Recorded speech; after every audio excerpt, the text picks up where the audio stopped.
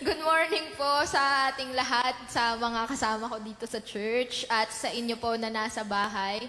Habang Happy New Year na yung countdown dito eh. Pero Happy Sunday po sa ating lahat. Happy December. Hopefully this month ay mas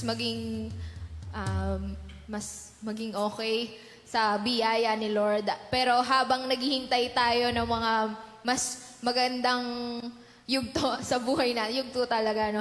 Mga new season, better season sa life natin. Patuloy nating i-worship si Lord. Before that, let's read our Bible sa Psalm 73 verses 21 onwards. So, if may Bible kayo dyan, katabi nyo lang yung cellphone nyo, pwede nyong buksan, and read with us here. Psalm 73 verse 21, When my soul was embittered, when I was pricked in heart, I was brutish and ignorant. I was like a beast toward you. Nevertheless, I am continually with you, Lord. You hold my right hand. You guide me with your counsel, and afterwards you will receive me to glory. Whom have I in heaven but you? And there is nothing on earth that I desire besides you.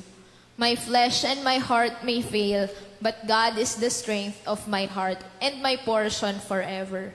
For behold, those who are far from you shall perish. You put an end to everyone who is unfaithful to you. But for me it is good to be near God.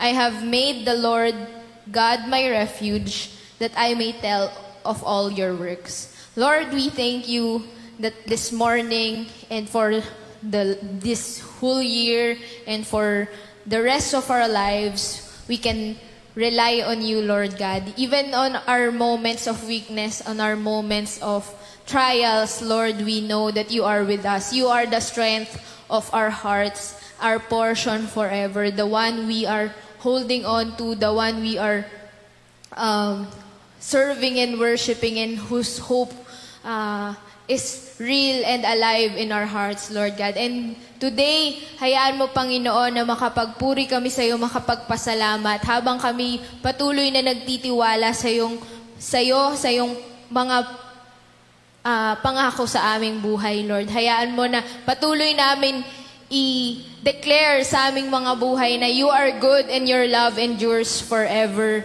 And you will never leave us, never forsake us, Lord. You always are here with us. You uplift us, Lord, with your right hand, and you continue to reveal yourself to our lives, even in our low seasons, even in our weaknesses, in our failures. You are continuously faithful to us, Lord God. If it's not for your faithfulness, where would we be, Lord? So here we are. We continue to remember your goodness. We continue to come before your presence, Lord God.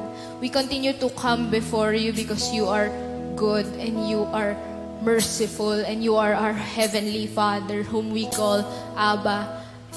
Lord, we worship you this morning. Be glorified, be magnified in this place. Align our hearts with yours, O God. In Jesus' name we pray. Amen and amen. Hallelujah. Let's worship the Lord in the splendor of His holiness. Let's clap our hands. Let's raise our voice and sing praises to our King.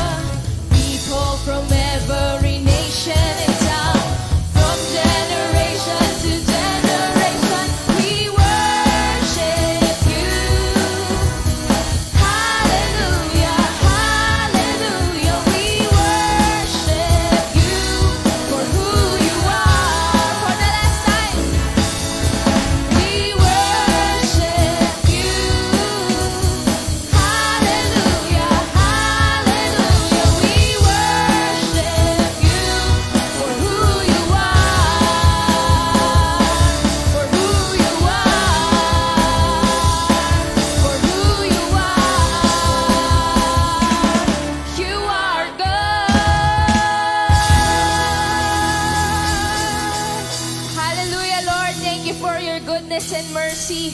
Truly every day with you is better than the day before. And let's continue to enjoy the presence of our God in our lives. Hallelujah.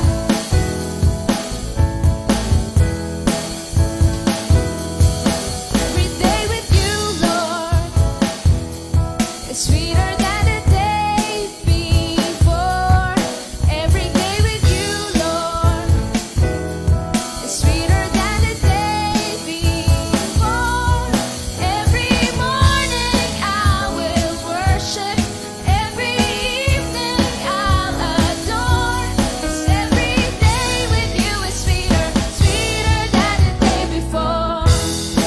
Minsan pa, every day with you, Lord, sweeter than the day before. Every day with you, Lord, is sweeter than the day before. Every day with you, Lord, is sweeter than the day before. Every morning I will worship. Every evening I'll adore. 'Cause every day with you is sweeter, sweeter than the day before. What a privilege to know you like I know you, to be loved like you love me. What an honor to worship, truly worship, from this heart that you have freed. From the rising of the sun to the setting of the same. Every day with you, Lord, is sweeter than the day before. Every day with you, Lord, every day sweeter than the day before. Every morning I will worship. Every evening I'll adore. 'Cause every day with you is sweeter, sweeter than the day before. What a wonder to worship, truly worship, from this heart that you have freed. What a reason to live up, truly live up, every day by every day. From the rising of the sun till the setting of the same. Every day with you, Lord, is sweeter than the day before. Every day with you, every day, Lord, every day before. Every morning I will worship. Every evening I'll adore. 'Cause every day with you is sweeter, sweeter than the day before. Sino po sa atin yung araw-araw nararanasan yung pag-ibig ni Lord, yung pagsama ni Lord, yung protection ni Lord sa buhay natin, na ilang delubyo na ang nangyari ngayong 2020, buhay pa tayo, and we're so thankful for that. Sa pagsama ng Panginoon sa atin, hindi natin kinakalimutan yung mga sakuna na nangyari, pero salamat, Panginoon, dahil patuloy na sinasamahan mo kami, patuloy na pinapatunayan mo ang iyong biyaya sa aming buhay, at araw-araw namin iyon kakantahin, aawitin. Kaya ngayon, yun yung kakantahin natin. Simple lang naman.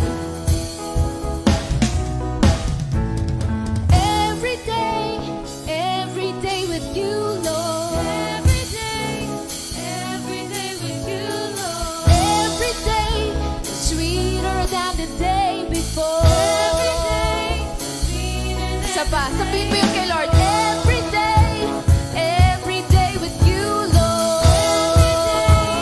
Every day with you, Lord. Every day sweeter than the day before. Isa pa. Sweeter than the day. Declare every day with you, Lord. Every day with you, Lord. Every day sweeter than the day before. Every day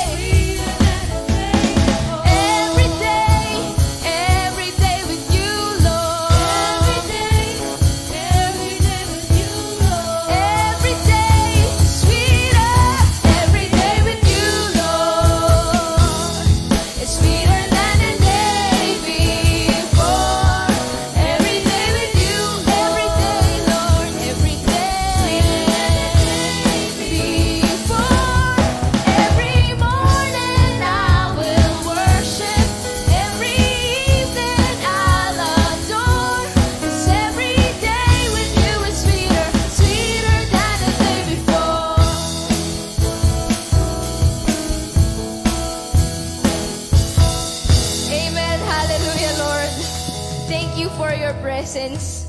Thank you for your goodness. Hallelujah, Lord. Thank you for the peace that surpasses understanding.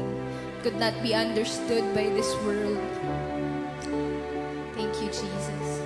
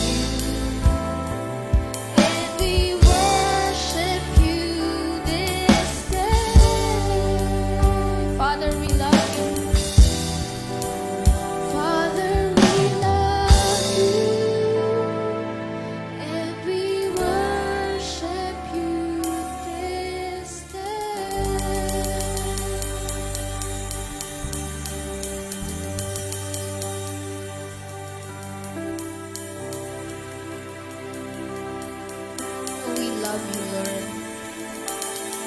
Because you first love us, Lord, we love you as well.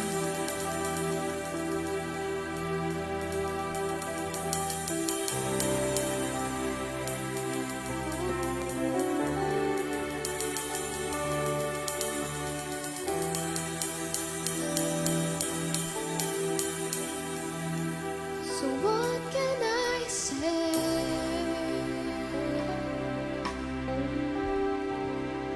And what can I do?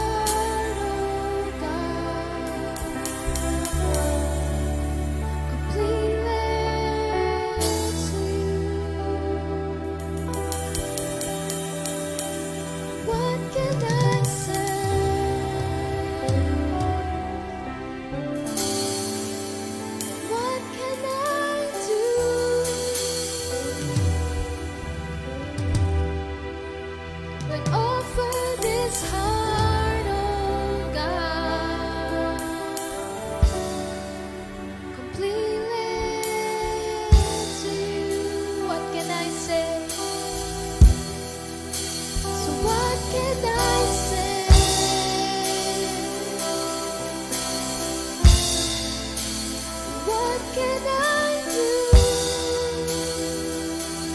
Oh God, I offer this heart, oh God, completely to you. What can I say? What can I say? What can I do?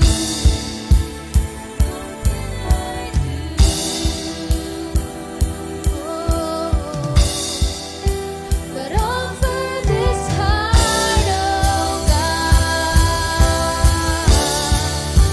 completely to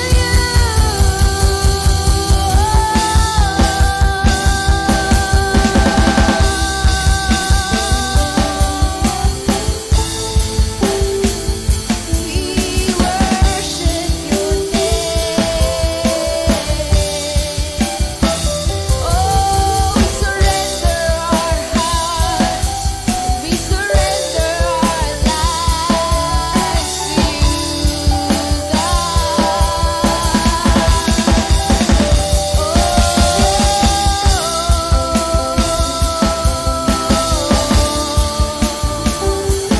We worship your name. We offer our lives to you, oh God.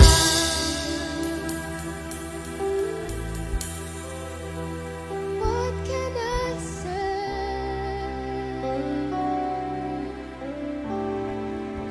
And what can I do?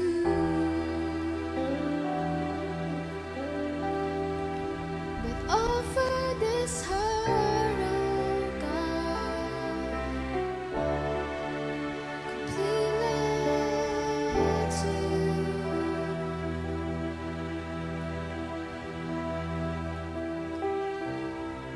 Lord, we offer our lives to you. Be small as it is, Lord, small as these services are, Lord, we offer them to you.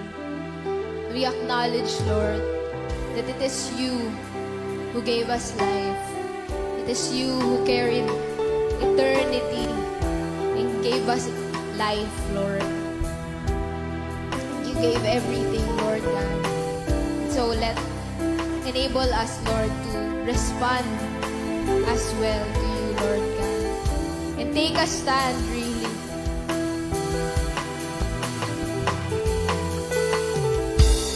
Take a stand for you, Lord. And as we listen to your word, help us to understand, Lord, and change our hearts, change our lives as we listen to your word, as we listen to you. Align our hearts with yours. In Jesus' name we pray. Amen.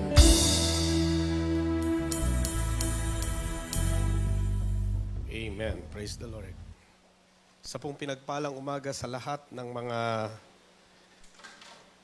nakikisamba sa atin sa online church ng The House of Blessing. Isang pinagpalang umaga at tayo po ay muli na nakikinig, umaawit, sumasamba sa ating Panginoon sapagkat karapat-dapat lamang na tayo ay sumamba sa Kanya at karapat-dapat lamang patuloy pakinggan ang Kanyang tinig sa pamagitan ng Kanyang mga ipinahayag na salita.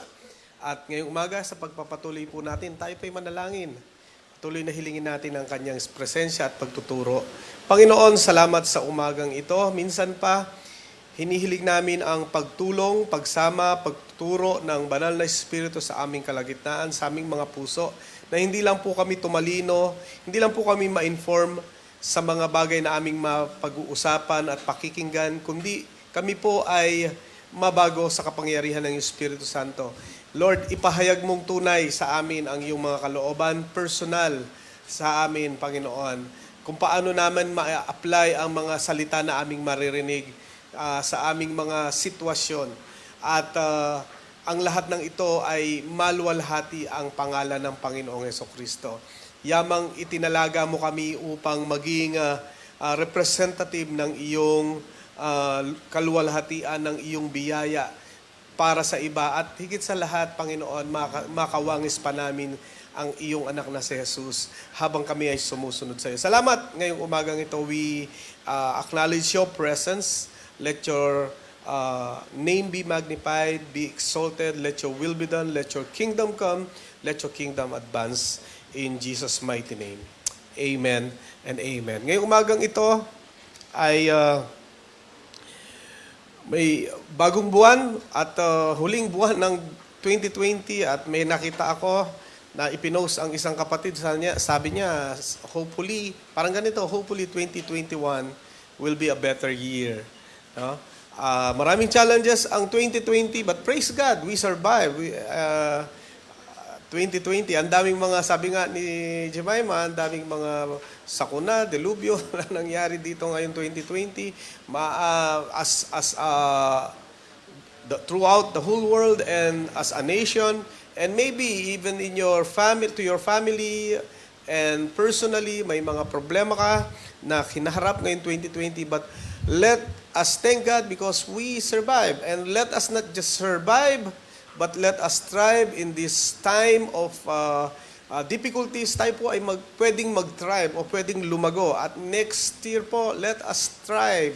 Let us strive. Let us not just survive, but to be successful and to be significant next year.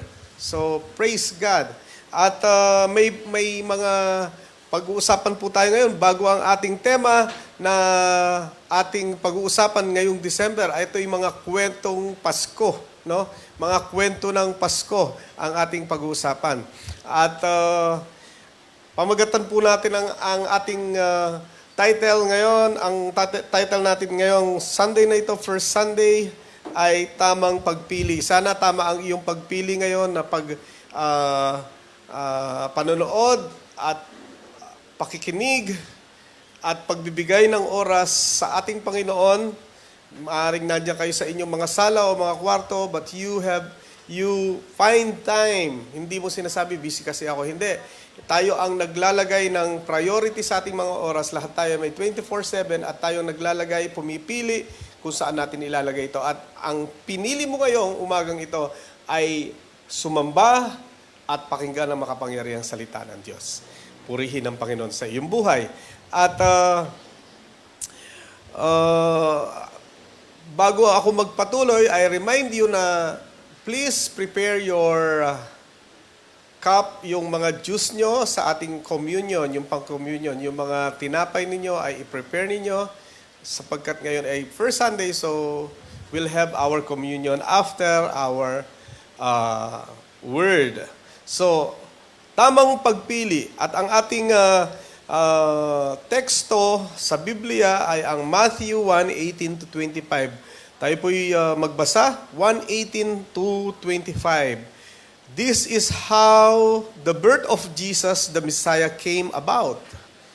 His mother Mary was pledged to be married to Joseph.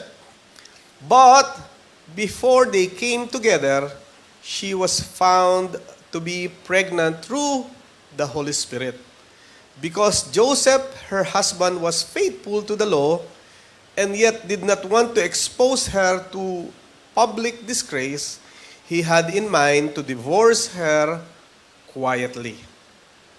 But after he had considered this, an angel of the Lord appeared to him in a dream and said, Joseph, son of David, do not be afraid to take Mary home as your wife, because what is conceived in her is from the Holy Spirit.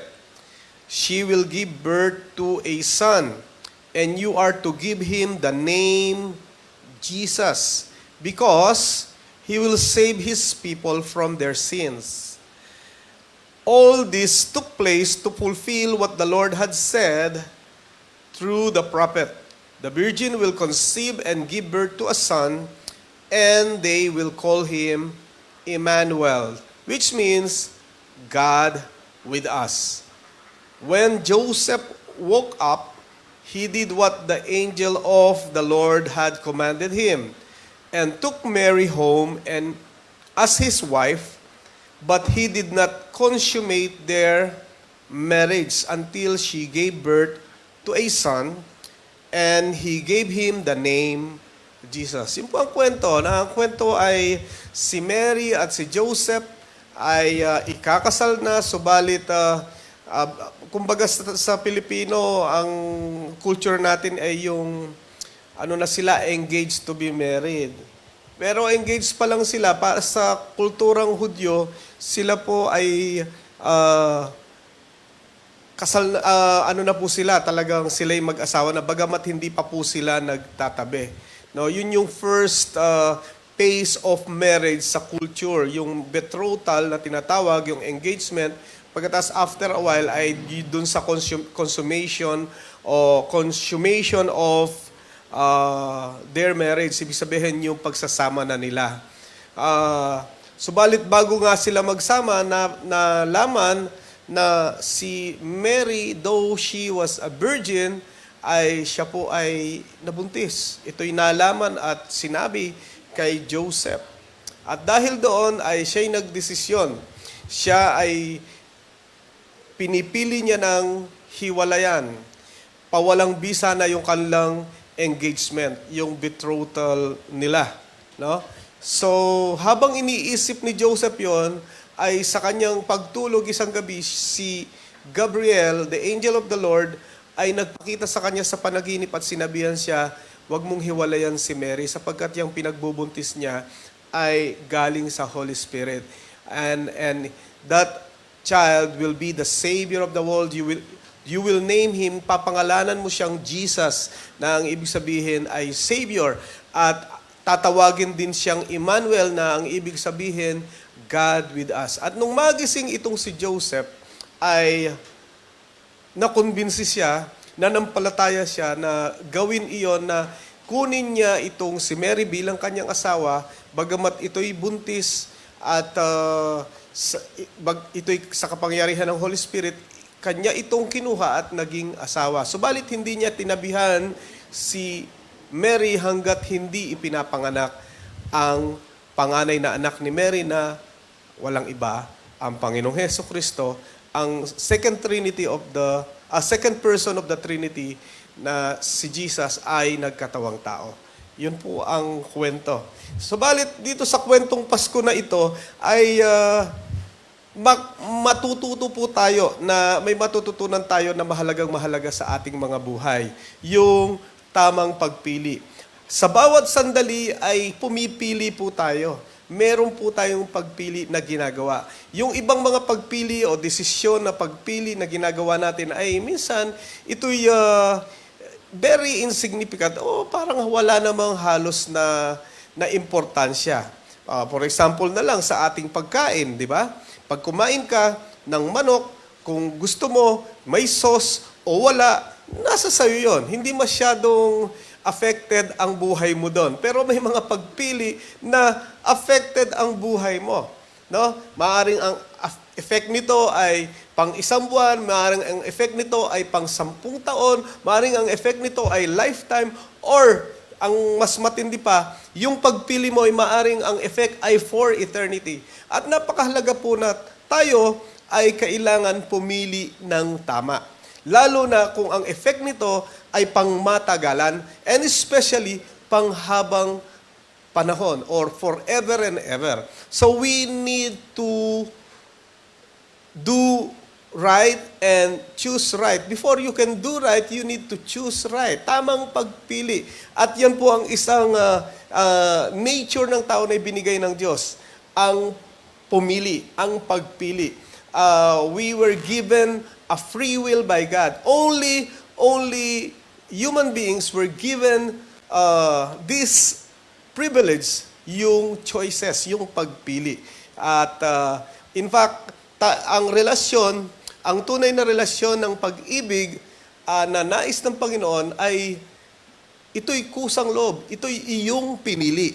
Pag ito ang pag-ibig na sinasabi mo ay pinilit, hindi talaga pag-ibig yon, no? Dapat pinili mo na ibigin ang isang tao, hindi pinilit kang ibigin. Ganon din sa Diyos, walang pilitan. Sa pagsamba sa Diyos, walang pilitan. Kaya I hope this morning, pinipili natin ang tamang pagpili na sambahin ang Panginoon. At bawat araw ay pinipili nating sumunod sa Panginoon. Bawat sandali. Sapagkat bawat sandali ay mayroong mga hiniharap ang mundong ito, mga choices. No? In fact, yung temptation or tukso ng demonyo, ito ay isang paraan ng pagpili na ano ba ang pipiliin mo. Gusto mo ba ito? Bibigyan ka ng choice ng demonyo. At minsan, at hindi minsan, ang palaging binibigay na choice ng demonyo sa atin ay para sa ikakasama natin. But what the Lord is giving us is yung tamang pagpili ng good, better, best, and excellent. No? So ano ba ang gusto natin? So ngayong umagang ito, sa pagpapatuloy, kailangan mapaalalahanan tayo, we need to choose right. Tamang pagpili. Maging sa mga kabataang nandito na walang mga boyfriend, walang girlfriend sa ngayon at dapat wala pa naman dapat. Pag hindi ka pa handang mag-asawa, huwag kang munang mag-boyfriend, huwag kang munang mag-girlfriend. Di ba? Tama ba yun, Brother Glenn? No. Dapat handa ka. At yun ang lagi ko sinasabi. At dapat sa pagpili mo ng magiging girlfriend or boyfriend, abay, yun ay pinipili mo ng maging asawa. Sapagkat yan ay magiging affected ka all throughout your life. No? Of course, hindi mo mapipili ang maging tatay mo at nanay mo. Pero pwede mong piliin ang maging asawa mo. Yeah? So, we need to choose right. Kasi malaki ang effect nito sa iyong buhay. Maging yung pagpili ng kurso. Yeah? Sa college, mga kabataan. So, you need to pray and let the guidance of the Lord be with you. And praise God, the Lord guide us. Ngayon, sa tamang pagpili na gusto nating gawin, ito po ay hindi madali. It is not always easy.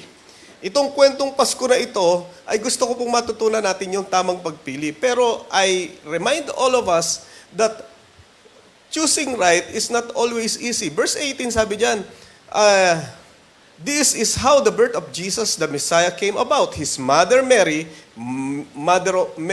yung mother ni Jesus, si Mary, was pledged to be married to Joseph. Or sa ibang translation, betrothed. Kung pababawin natin, ay engaged to be married. Di ba? Parang kasal na yun sa mga Israelites pagka betrothed na.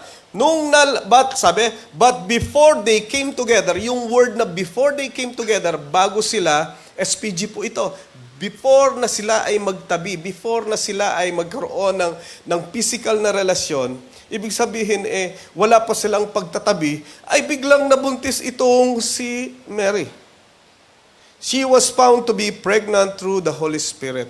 So, isipin po natin, nung si Joseph ay nalaman ito, I believe the first time Joseph heard this news from Mary, ay heartbroken siya. Hindi ito basta-basta na, nung sinabi ni Mary, alangan namang sinabi ni Mary, Joseph, buntis ako. Hindi pa naman sila nagtatabi. Siguro sabi, Di ba? Sino ang tatay? Hindi pa nga tayo nagtatabi. Hindi pa tayo completely kasal. Bakit ka buntis? Tapos ang sasagot ni Mary, hindi ang Holy Spirit. Palagay mo, maniniwala ka agad itong si Joseph. I believe Joseph, this time, ay heartbroken. Di ba? Yung maano mo lang na yung boyfriend, girlfriend lang ngayon, hindi lang naka-chat agad sama na ng loob ng isa Di ba? Ganun mga uso ngayon no? 1 minute pa lang, ang tagal mong hindi sumagot. Di ba? Sa mga mag-asawa, yung chat ngayon, super bilis kasi yung mga internet natin, no? Nagagalit na tayo. At na-heartbroken. Parang hindi na ako pinapansin nito. Ganun. How about the feeling of Joseph? Tapos, ang sinasabi ni Lord sa kanya, sundin mo yung tamang desisyon. Yung tamang desisyon, of course, is to take Mary as his wife. Pero, palagay nyo, madali iyon. I tell you mga kapatid, choosing right And deciding what is right is not always easy. In fact, mahirap ang pagpili ng tama. Lalo na sa ating kultura at ating panahon ngayon, mas madaling pumili ng sinusunod ng karamihan. Ngayon, ang sabi ng Bible, yung mali ay nagiging tama at ang tama ay nagiging mali. Baligtad na ngayon. Dati yung mga kinahihiya, nung unang panahon ngayon, pinaglaladlaran na. Pinagsisigawan na. At kakantahin nilang, bakit ako mahihiya? Di ba? Mahirap na po ang panahon. Siguro hindi nyo alam yung kantang yon. Pang ano na po yon? Pang Jurassic era po yon. Ano? Matagal na po yon. Pero, my point is, maybe you have a decision to make right now that is life-altering decision. Ito'y talagang mag-e-effect sa iyong buhay. You need to choose what is right. Because what is right is always the best. Because when you choose what you think is best, what is best may not be the right thing. Pero what I can tell you, kung ang masasabi ko kapatid, ang piliin ng tama, ang piliin ng kalooban ng Panginoon, yon ay siguradong laging best. Pero kung ang iniisip mo lang best sa kaisipan mo, hindi laging tama iyon. Best natin. Ito kasi ang best sa palagay ko eh. Kapatid, yung palagay mo, hindi laging best sa harapan ng Diyos. Pag hindi yan tama, ito po kasi ang aking tingin ko best na, I tell you, always choose what is right. So, I remind you, it's not always easy. Totoo naman, ang hirap po kasi Kapatid, mas mabuti na po yung kesa mahirap, pero tama. At pagdating ng panahon, ay gumaganda at umiigi at nagiging magaan yung iyong buhay dahil pinili mo ay tama. Hindi yung sa umpisa, yung pinili mo mali, parang ang gaan-gaan. Pero as you go along, humihirap ang buhay mo because you choose what is wrong. Pero kung pinili mo yung tama, sa umpisa, kala mo ang hirap. Totoo naman, mahirap. Pero habang tumatagal, dahil sinunod mo si Lord, gumaganda at umiinam ang iyong buhay. Hanggang sa buhay na walang hanggan, wala kang pagsisisihan. Doon sa iyong huling hininga, wala kang regret because you choose what is right. So that's number 1. Sa pagpili ng tama, hindi laging madali. In fact, ito ay mahirap.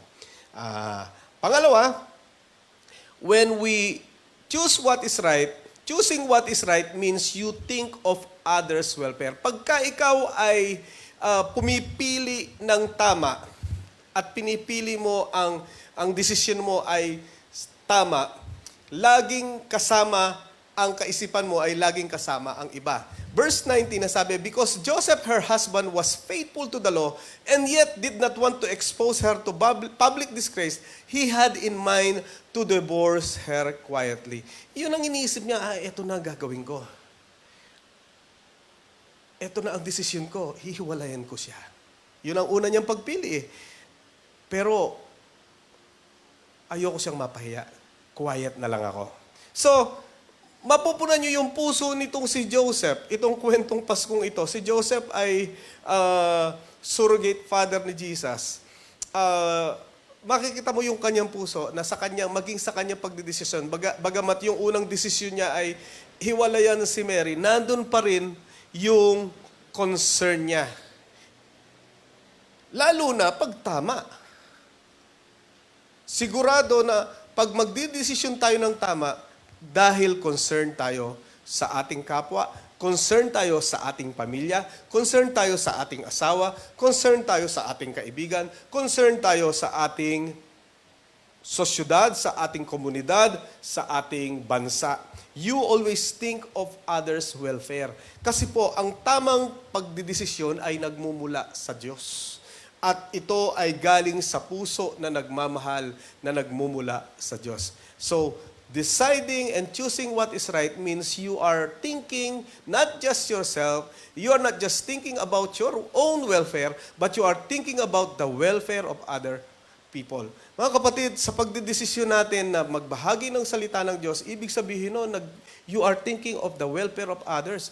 Pagka ikaw ay nagdesisyon na, ay, hindi lang dapat ako ang nakakilala kay Lord. Hindi lang ako ang pupunta dapat sa langit. I am concerned with other people and I am deciding to share this good news. Desisyon ko na ibahagi ang salita ng Diyos sa iba at manatili sa kalooban ng Diyos ay ibig sabihin nun, you are thinking, you are concerned of others' welfare. So yun ang pangalawa. Pangatlo, pagka ikaw ay pipili ng tama, minsan, it is not always our first choice. Tignan po natin. Because Joseph, her husband, was faithful to the law, and yet did not want to expose her to public disgrace, he had in mind to divorce her quietly. Mapupunan natin yung highlight na yun. But, after he had considered this, so ibig sabihin, he really considered divorcing Mary. Hihiwalay niya na, iiwan niya na. Bakit ba naman hindi niya iiwan? Wala naman pang nangyayari sa kanila. Biglang nabuntis at sasabihin, buntis ako dahil sa Holy Spirit. Sa panahon ngayon, kung may babae at lalaki, tapos sasabihin ng babae doon sa kanyang boyfriend, hindi naman sila nagtatabi, hindi pa sila mag-asawa. Sasabihin nung babae, buntis ako ng Holy Spirit. Anong iniisip nyo? Yeah? Siguro, pasensya na po sa SPG, siguro mababatok-tukan po nung yon lalaki. Ha? Siguro lokohin mo ko? Di ba? So that's why, this Joseph, initial decision, initial mindset is, hiwalayin ko na to. But, you know what? Sabi, verse 20, but after he had considered this, an angel of the Lord appeared to him in a dream and said, pinaliwanag sa kanya, Joseph, anak talaga ng Holy Spirit yan. Ibig sabihin, it's through the Holy Spirit. Huh? So, nagbago ngayon ang kanyang unang desisyon. Ano ang point? Sa pagdidesisyon natin, minsan sa una, mali yung ating iniisip na, eto ang gagawin ko.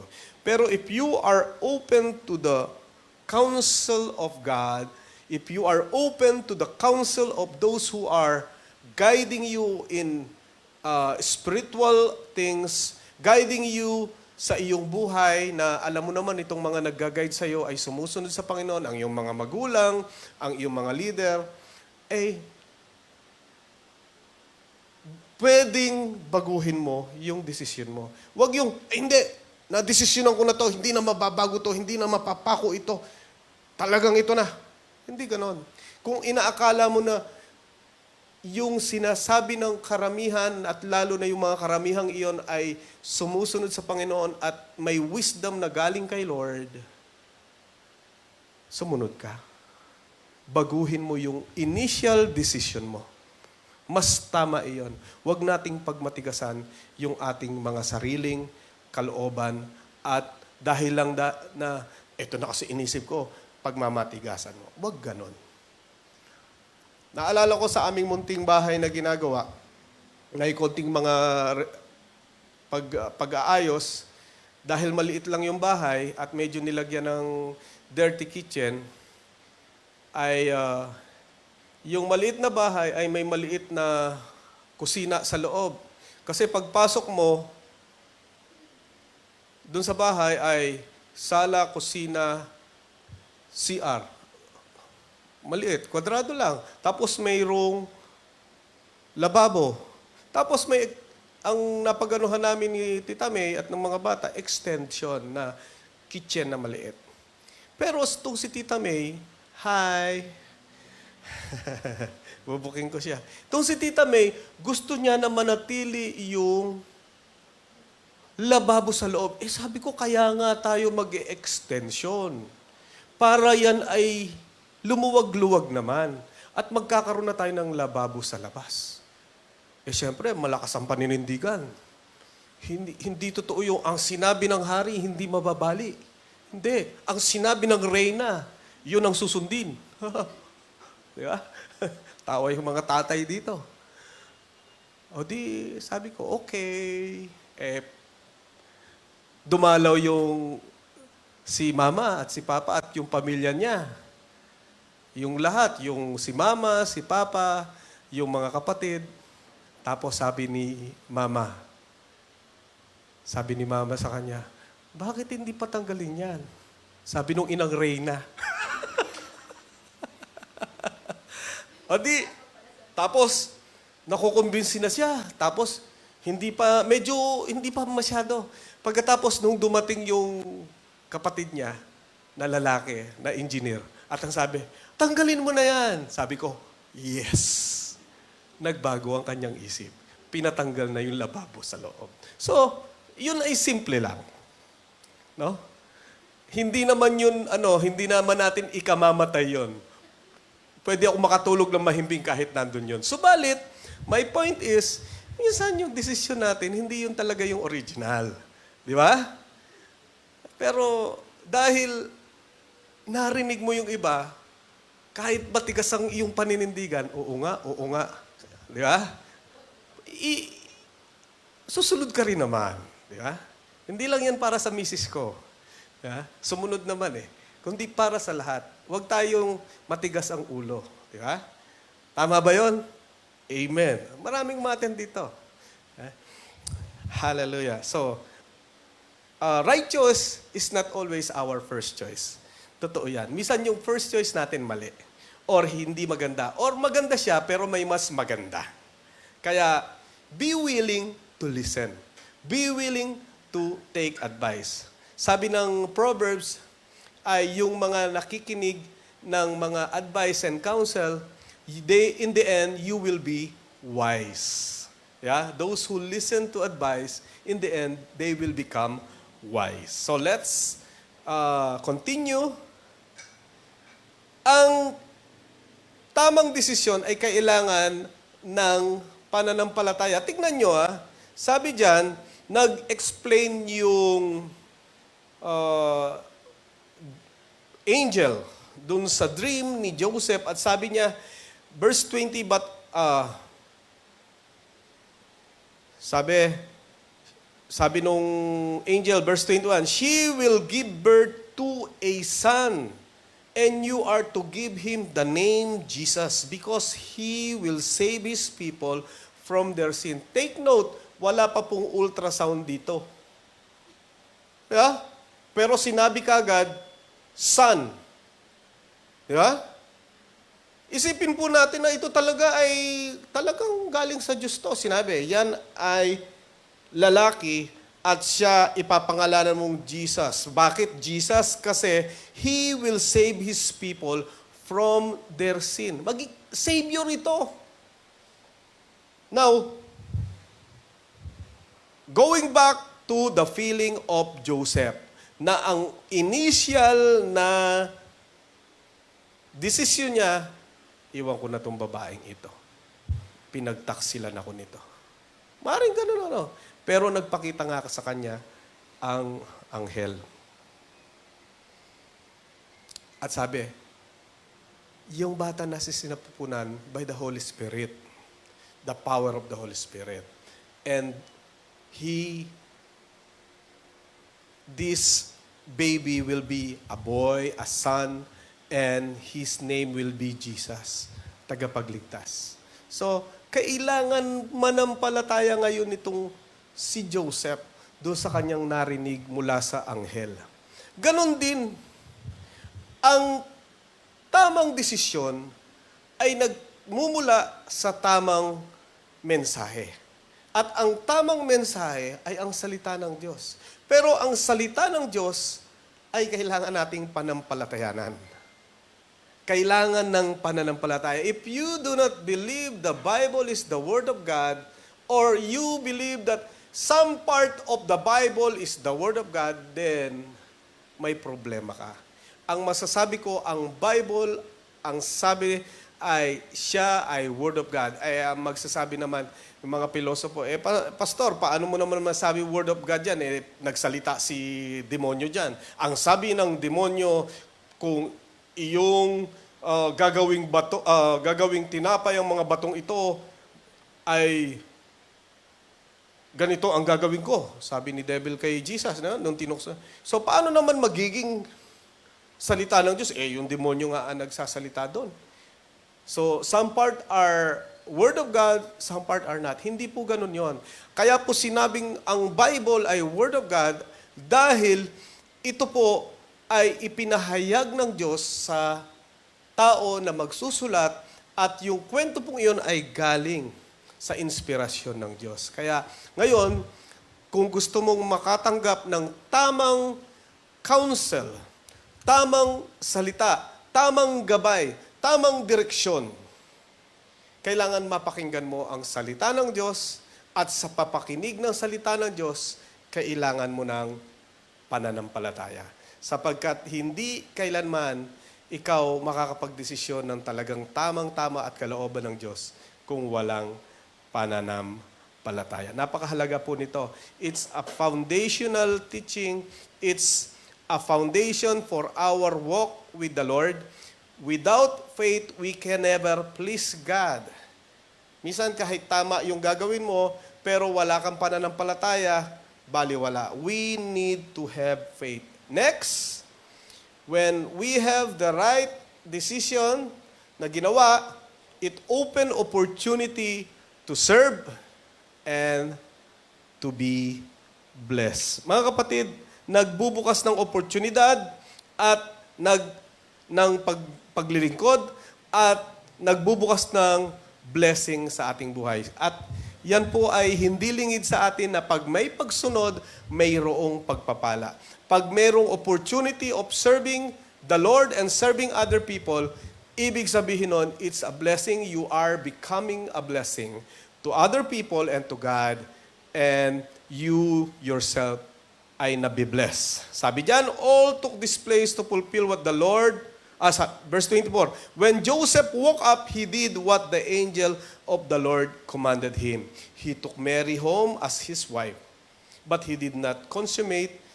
The word consummate, hindi sila nagtabi. Their marriage until she gave birth to a son, and he gave him the name Jesus. Pero mo, itong si Joseph ay binigyan ng karapatan na pamunuan itong nagkatawang tao na Diyos. Walang iba si Jesus. At every time na pinag-uusapan ang pamilya ni Jesus as a human being, nababanggit si Joseph. It's a privilege. And nababanggit siya na nagsakripisyo para kay Jesus. So, it's better for all of us to choose the right thing. And the right thing that is in the will of God is the best thing. I remind you mga kapatid, may mga pagpili tayo, desisyon tayo, na minsan hindi naman significant. Minsan tungkol lang sa pagkain, tungkol lang sa sauce, tungkol lang sa condiments, patis ba o bagoong. Yung mga ganon, di ba? Pero may mga pagpili na it is and it will affect you for a week, for a month, for a year, for a decade, for a lifetime, or for eternity. So, mas mabuti, ang pinaka-the best na pagpili na gagawin natin, every day, pipiliin natin si Jesus. Every day, pipiliin natin ang kanyang kalooban. Now, kung tayo ay nagkamali, sabi ko nga dito, minsan hindi originally yung ating desisyon ay yung tama, pwede tayong bumalik. Pwede tayong magbago ang isip, ay mali pala yung aking desisyon na una. Babalik ako at ang gagawin ko, yung tamang pagpili na kalooban ng Panginoon. I don't know kung nasan ka ngayon sa takbuhin mo sa buhay, but let us choose yung kay Lord. Piliin natin ang Panginoong Hesukristo sa araw-araw, mga kapatid. Ngayong Kapaskuhan, I pray that we choose not to be, uh, not to worry masyado ay hindi pareho ng Pasko ang susunod itong Paskong ito. Huwag ka na mag-worry. Ay hindi katulad ng ganito nung araw. Bata pa ako, ewan ko ba, naririnig ko na sa matatanda, sabi ng matatanda, ay mas maganda yung Pasko noon. Ewan ko ba? Naririnig ko lagi yan. Ay mas ano ang Pasko noon? Tapos maririnig mo, noon mas mura yung ganito, piso lang yung ganito. Di ba masyado tayong nabubuhay sa nakaraan? Mga kapatid, do not worry. Ano man ang iyong kinakaharap at ating kinakaharap ngayong Kapaskuhan, marami ka mang pera, marami ka mang bonus, o wala. May 13-month pay ka man, o wala. Let us thank God. Sapagkat yung 13-month pay na yan, nawawala. Kasi pag hindi ako nag-13-month pay, hindi ako makakapag-reband. Di ba? Uso yan na naman, di ba? Marami na namang reband ngayon eh. Diba? Yung mga nag-bonus daw, nagpapa-reband. Kapatid, don't worry. Because the best na gagawin natin is to choose Jesus sa ating buhay. At pag nasa iyo si Jesus, kahit anong mangyari sa buhay, sigurado tayo. At once again, magandang umaga. Tamang pagpili. Piliin mo si Jesus. Piliin mo ang kanyang kalooban. Let us pray. Lord, salamat po sa umagang ito.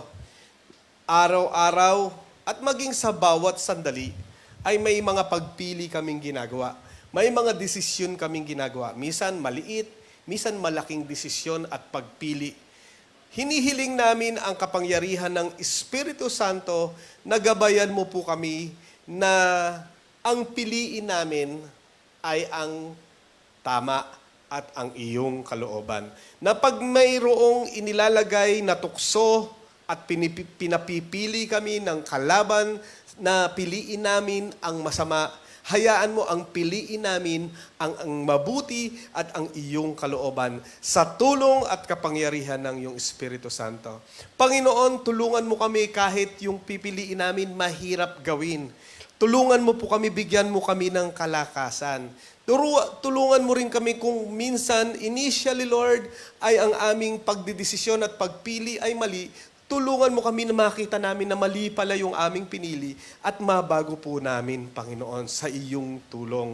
Lord God, sa paglalakbay na ito, Lord, we acknowledge that we cannot do it alone. We need you. Step by step sa aming buhay.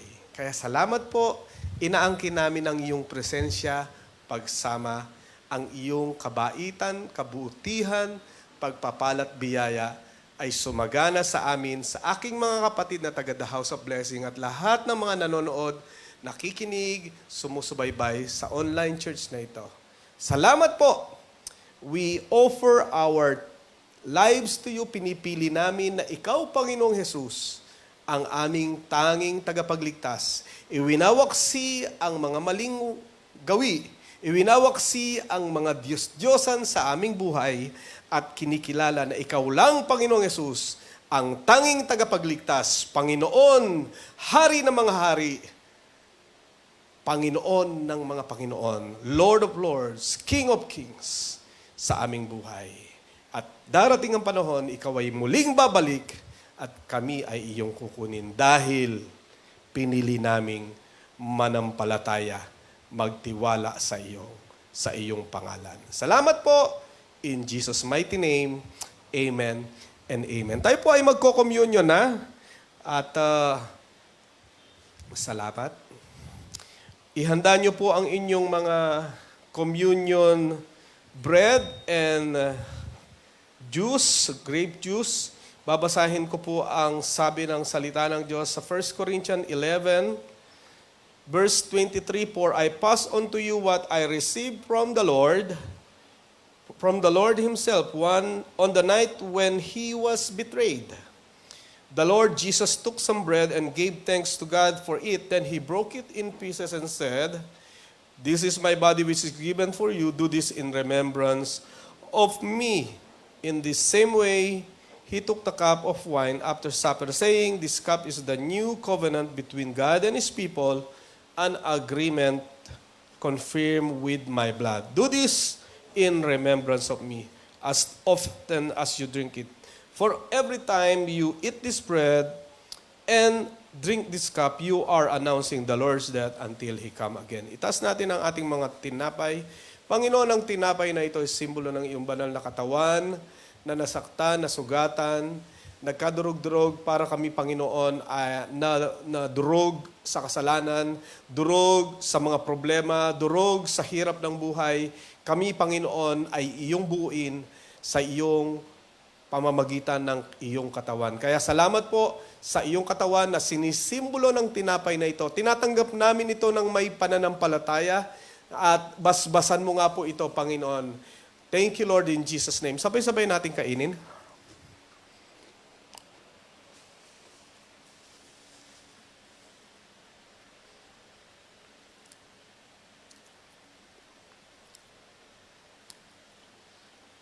Taas natin ang ating mga inumin. Panginoon, ang inuming ito na katas ng ubas ay simbolo ng iyong banal na dugo na nabuhos sa krus ng Kalbaryo upang kami po ay iyong linisin sa lahat ng mga karumihan, kasalanan, upang pagtibayin na lahat ng iyong mga pangako ay may katuparan sa iyong pangalan dahil ang iyong dugo ay nabuhos.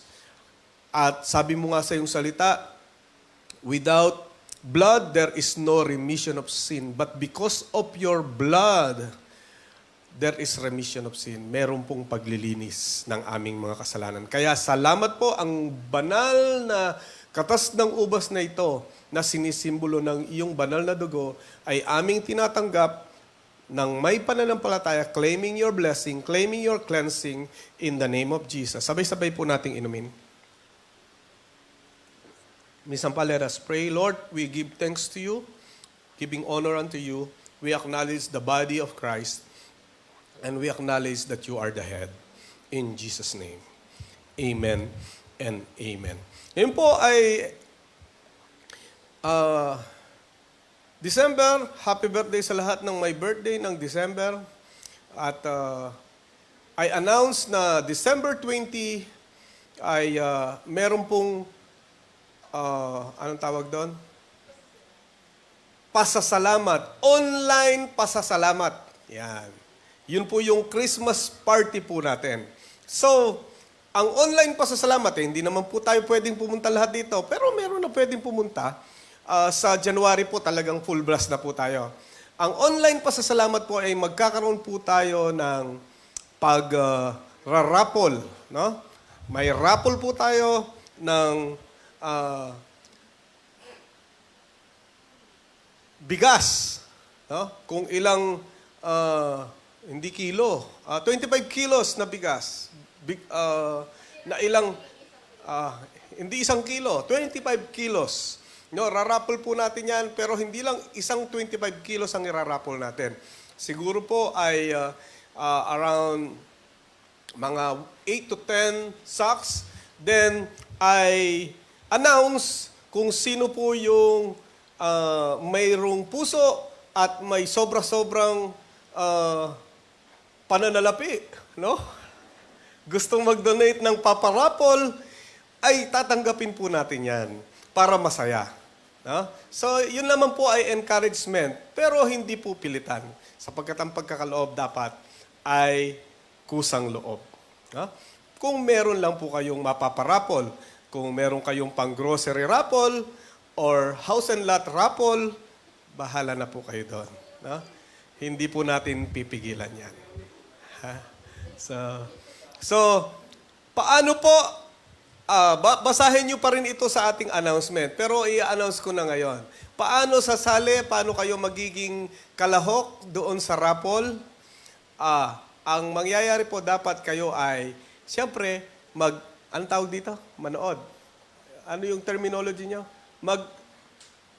Mag-online. Mag-share, like, comment ng Maligayang Pasko. Yeah? Maligayang Pasko, Merry Christmas, mag-comment po kayo. The House of Blessing. Maligayang Pasko. Kasi po, para kayo po ay ibig sabihin nakikiisa sa ating church online. Para po masaya. At pagkatapos, yung mga worship team at kung sino yung gustong pumunta rito na malapit naman na hindi kayo mahirapan, ay pwede po kayong pumunta, magdala po tayo ng ating pagkain. At ang church po ay magpo-provide din ng pagkain. Pero kung sino yung gustong mag-provide o magdala, okay din po. Kung walang dala, okay din po. Dahil ang Diyos ay mabuti. So, yan po ay magaganap sa December 20. Huwag nating kakaligtaan yon yung pasasalamat. Ilang taon na nating ginagawa na ang ating party, ang pangalan, pasasalamat. 7 years na daw nating ginagawa yung pasasalamat. So, dapat lang pasalamatan ng Diyos. Ngayon, magkakaloob po tayo, ipagpe-pray po natin yung mga tithes and offering ninyo. May mga nagpapadala pa rin tithes and offering. Ang mahalaga po sa Diyos, katapatan, hindi po laki. Ngayon, kung ikaw ay nagtatapat, sigurado lalaki yan. Amen? Believe, because that is the Word of God, na siksik, liglig, umaapaw, dadaloy. So let us pray. Let us pray. Let us pray. Amen. Lord God, salamat po sa umagang ito, sa mga tithes and offering ng aking mga kapatid na nagtatapat sa iyo. Lord, nakikita mo ang kanilang mga puso na nagkakaloob sa iyong gawain. Ito po'y iyong pinag-utos sa amin at aming sinusunod dahil kami nananampalataya sa iyo, kami nagmamahal sa iyo, at kami nagtitiwala sa iyo maging sa larangan ng aming mga pananalapi. At hayaan mo naman, ayon sa iyong salita na ikaw ang Diyos na mapagpala, you are generous God. Ikaw ay Diyos na mapagbigay. Dumaloy nga po, Panginoon, ang masaganang pagpapala, even financially to your people, even miracle blessing of finances to my brothers and sisters, at gagamitin nila ito sa iyong kaluwalhatian. Masasabi ng marami, tunay pinagpala ang taong ito sapagkat ikaw ang kanilang Diyos, sapagkat sila ay sumusunod sa iyo. Kaya salamat po. We give glory unto you, honor and praise. Thank you for the tithes and offering in Jesus' name.